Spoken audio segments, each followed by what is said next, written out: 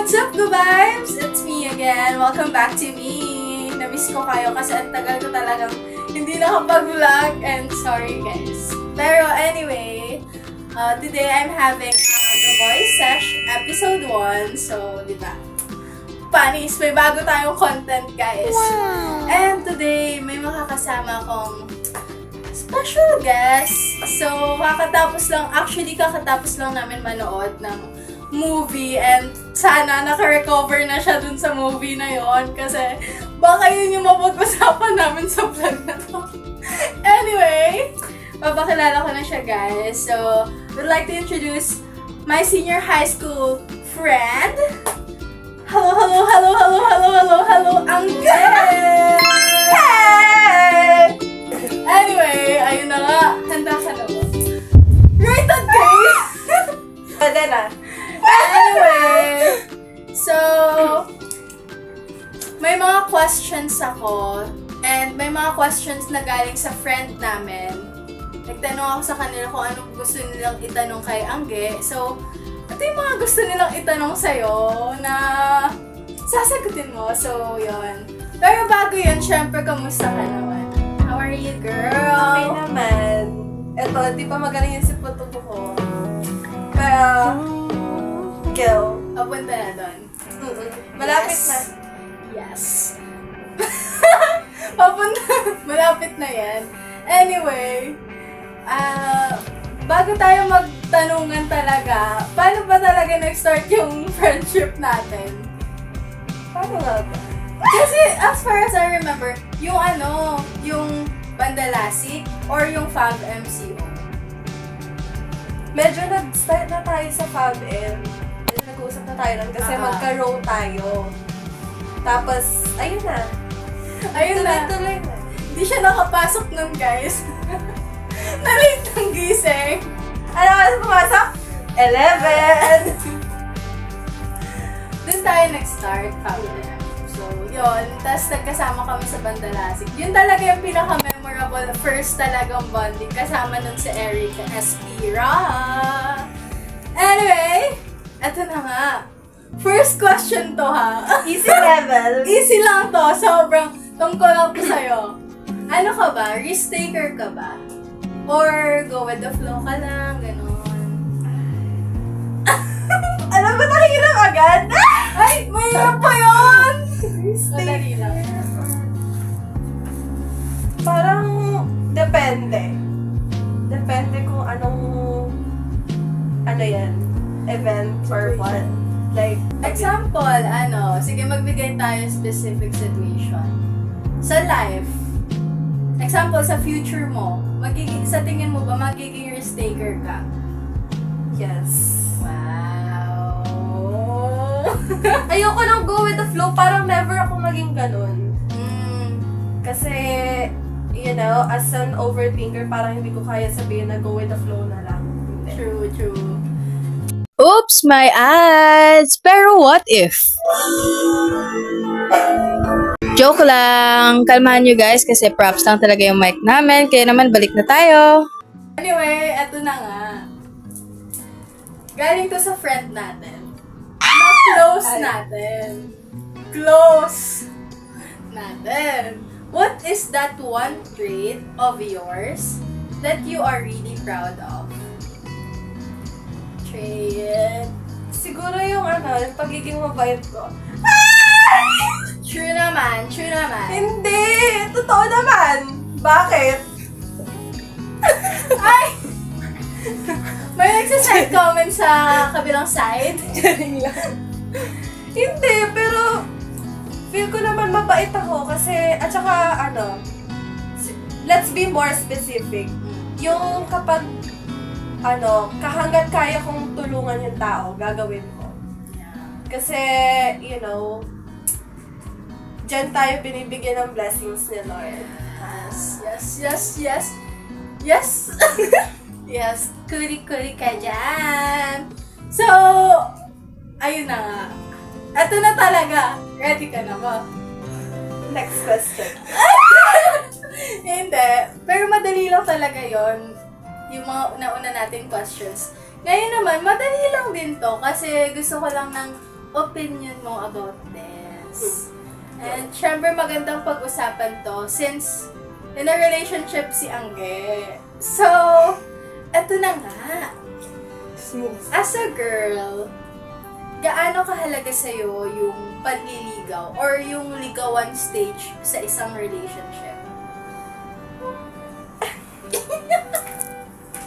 Diyan mo kasi makikilala yung guy kung gaano siya ka willing na kilalanin ka and parang umano sa wall mo na, you know, hindi ko ma-explain. Yeah, I get your point. Pero ayun, oo, to climb on your wall, kung kahit gaano pa kataas yung wall mo, kung willing siya, yes. Yeah. Parang yan talaga yung getting to know, di ba? Yung magiging getting to know nyo. Pero, kapag ba may nanliligaw na sa'yo, eto talaga, nag-wonder talaga ako dito kasi parang talkable talaga siya. Kapag ba may nanliligaw sa'yo, hindi ka na dapat ba mag-entertain? I think okay lang naman mag-entertain kasi wala pa naman kayong label na kayo na. Like, nasa ligawan stage pa lang kayo. So, pwede ka pang makakilala ng ibang tao. Yeah. You know? Parang dapat, kung nasa ligawan stage pa lang kayo, dapat walang parang pumipigil sa'yo kasi wala siyang karapatan. Yeah. Kinukuha Pero, it depends siguro kapag, kasi yung iba kasi nagbibigay na agad ng assurance. Kaya akala ng boy, wala nang ibang ine-entertain. So, dapat, kalma ka lang. Hayaan mong kilalanin ka ng boy, di ba? Tama. Di ba, di ba, di ba? Di ba, di ba, guys? Kung agree kayo, comment down below, di ba, di ba? Okay, sali kayo sa aming kwensyuhan. Kwensyuhan with Angge. Anyway, what can you say? Eto, parang, ano lang to, connected dun sa mga questions ko. Ano yung masasabi mo? What can you say about sa ligawan stage ngayong generation natin? Kasi di ba magbibigay ako example. Yung may naririnig ako, nabasa ako, na ligawan stage daw nila is 1 week, tas magiging sila na. Ganun na daw yung ngayon. Tapos chat-chat na lang, hindi na yung sa family. Ano masasabi mo doon? Mas maganda pa rin yung traditional. Kasi dapat talaga hindi lang yung girl or yung guy yung nililigawan. Yes. Dapat pati parents. Kasi doon malalaman ng parents kung talagang tama yung tao na para sa'yo, na nandiligaw sa'yo. Kasi, you know, their approval is very important. Yes. Kasi yung tao na yan, pwede mo makasama habang buhay. So, dapat kilala din mo. Yeah, true. True. Parang ready si Angge today. So, parang hindi naman siya kinakabahan. Sobrang dali. Very Sure. Pero guys, para lang sa kaalaman nyo, nag-ready talaga siya ng tissue sa tabi-tabi dyan. Nag-ready siya guys, kaya...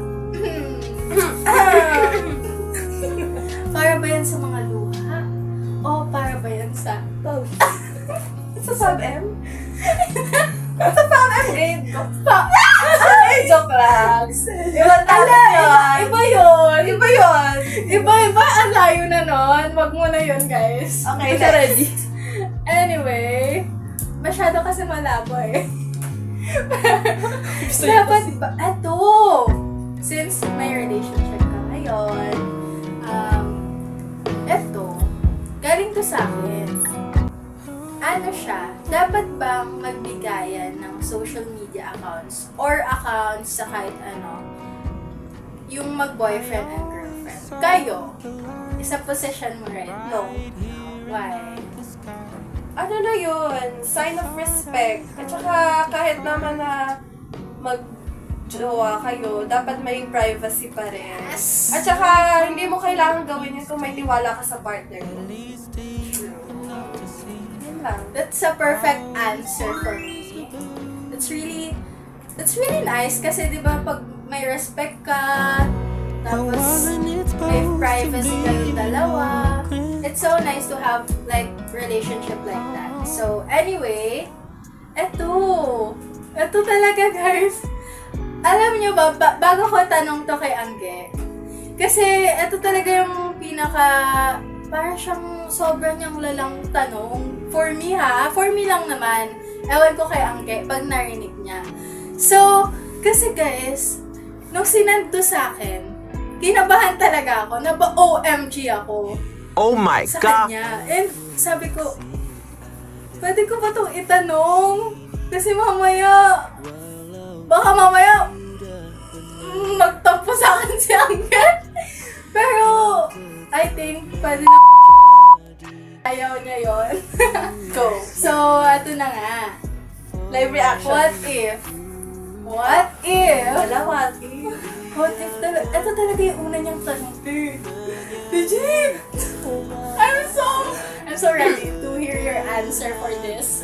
I know that. What if hindi mo siya binalikan? Ano ka ngayon? To be honest, hindi ko makita na wala si Ralph sa buhay ko ngayon. Wow! Kasi parang simula nung naging kami, parang lock in ako sa kanya. So, kung wala, hindi kami nagkabalikan. I don't know. Siguro masaya pa rin naman ako, pero merong sakit dyan sa puso. Ayun lang.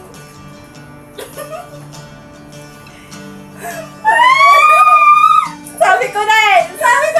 Nakalata ka. Oo. Pero, okay naman na kayo, di ba? Okay. Feel ko, feel ko naman, I can sense na you're happy right now. Ewan ko bakit niya ito natanong. Kasi siguro, ewan ko, may sama ka ba ng loob, girl? Kung sino ka man. Mag-comment Pero, mag-comment ka nga dyan. Lagot ka kay Angge pag nalaman niya kung sino ka. Aabangan ko lang sa gate. Makamakit ka sa GC. True. Anyway, eto na, mga random questions lang to na nanggaling sa kanila. Eto, wala na akong question dito. Hindi na siya deep. Ha? Hindi na siya deep. Di pa rin. Eto, unang tanong, deep agad. Malalim pa sa malalim. One thing your parents didn't know about you and why? Next question! Diba? Next Malalim pa sa question. malalim. Pass. Hindi ko sasabihin. Pass. Bakit mo sasabihin? Hindi ko nga Secret sinakasan. nga Magulang eh. ko sa inyo pa kaya? Blip. Okay, bilip sa video. Blip sa video, guys. Buong video na blip. Anyway, so nag-pass siya, guys. Akala ko walang ipapass eh. Akala ko talaga gumawa siya, guys. But it's okay. Yes. It's okay. How do you cope with stress or problems? Una talaga, iiyakan ko siya. Dapat ako lang mag-isa. As an iyakin girly. Yes! Dapat iiyakan ko siya para malabas ko siya ng mas todo-todo. Tapos, kapag medyo okay na ako, parang gusto ko siya i-share sa mga taong close sa akin. At saka pagkakatiwalaan ko. And then, ayun, it's either magsi-stress eating ako or gala ako para move on. Tuloy ang life. Yan talaga kahit sa mga ACADS problems. I know it, girl! So, ayun. Eto, alam ko naman na to, pero may nagtanong kasi, so gusto nila malaman, ano daw yung biggest pet peeve mo? Ay, marami. In general na ata to. Sige, go. Kahit ilan, go. Gusto mo lahat? Aabutin tayo dito ng 1 hour. Lagyan na lang, ililistan, ibubulitin na lang ni Erika. Yes. Isa sa mga pet peeve ko yung maingay yung utensils pag kumakain. Girl, stop. Doon ka sa far away. Tapos, Consistent siya dun, guys. Dun talaga yung sinasabi niya. tapos kapag basa yung toilet seat, Ay. ayoko That's nun. true. Ayoko nun. Tapos kung sa mga tao naman, siguro yung mga taong, like yung dire-diretso yung bibig, like hindi na iniisip kung okay pa ba yung sinasabi niya or hindi na, ganon. At saka yung, ano pa ba? Tatlo na yun. Ano Yung ba? hindi nakaka-sense kung hindi siya nakaka-sense kung okay ka pa or hindi. Like, for example, medyo connected siya dun sa sinabi ko na ano, yung dire-diretso yung sinasabi. Sensitive. Oo, insensitive. Ayun. Ayun Alam ko lang. marami pa eh, pero... Yes. isa Bubulitin yun. na lang mamaya. Isa! Parang 4 yun. 4 yun sa mga pet peeve ni Angge. Ayun. So, last 3. Ay! Eto na. Eto na. Sana hindi na siya mag-pass sa mga next questions natin. Pero anyway, eto. What's the hardest part about being in a relationship for you? Na yung pinakamahirap na part. Ako kasi wala ko idea eh. Soon? Ay! Hindi ko mahirap. Yes. Normal naman na may mahirap sa relationship kasi hindi naman perfect ang relationship. Meron talagang away dyan. Siguro yun yung isa sa mga mahirap. Yung kapag kunwari may misunderstanding kayo ng partner mo. Pero, syempre, at the end of the day, dapat pinag-uusapan nyo yun. At saka dapat hindi kayo naguhulaan ng feelings. True. Dapat clear lagi yung intention and yeah. Yeah. That. Yes! Ayun Yes! na naman tayo eh. Basta malinaw lahat. Yes. Eto, may nagtanong kasi nito pero naalala ko lang ngayon. Pero hindi ko kasi siya sinali. Kasi, wala lang. Parang feel ko, alam ko na yung sagot. Pero tatanungin ko na rin para malaman niya, do you believe daw ba that everything happens for a reason? Yes! True. Why? Kasi, kung hindi yan mangyayari, hindi ka matututo. And, that's life. Yes. Life is full of lessons. Yes. Kung hindi nangyari yun, wala ka sa pinaroroon mo. Tama! Yes. May comment tayo sa gilid. Eto, ang ganda nito. Ewan ko kung sino nagtanong nito, hindi ko maalala. Pero ang ganda nito. Do you ever wonder how other people see you? Oo. As Diba? in. Di ba like As in, Ano kaya? lagi akong curious kung anong tingin sa akin ng mga tao, kung mabait ba ako, masyado ba akong mataray, or alam mo yun, ang daming tumatakbo sa isip mo. Kasi, syempre, hindi mo masasabi kahit na, kunwari, magka-vibe kayo, hindi mo alam kung ano nasa isip niya. Ganon. Pero mas mahirap yung close kayo, magka-vibe kayo, tapos meron palang tumatakbo sa isip niya, na something, na may nakikita siya sa'yo. Ayun. Nakalimutan ko yung follow-up question ko kasi may naisip ako, pero nakalimutan ko. Pero ayun na nga, mag-proceed na tayo. So, eto na. Siyempre, hindi ko to tatapusin nang hindi ko naririnig. What is your... Ay! Wow! Sound effects! What is your greatest... What if? Ah! Ang taas nun! Ang taas! Mataas kami ngayon. Yes. Alam mo, lagi natin pinagtitripan yung what if na yan. Pero parang wala akong maisip. Ngayon. Or... Ano? Siguro, ano na lang, current what if na lang. Yes. Kasi wala akong biggest ngayon. What if ko ngayon? Yung kung what if nag-review ako ng maigi for Upkan. Oo, kasi na-realize ko nung nakita ko yung result. Medyo okay pala. Wala pa akong review nun. Medyo okay siya. So, what if mas nag-review pa ako? Ayun lang. So, ayun guys. Sa mga hindi nakakaalam, syempre hindi nyo alam, kami lang may alam nun. Pero nag-take kasi siya ng UCAT, di ba? So, ayun.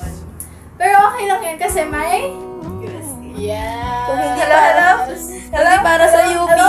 para sa UST. Yes. Rejection is Redirection.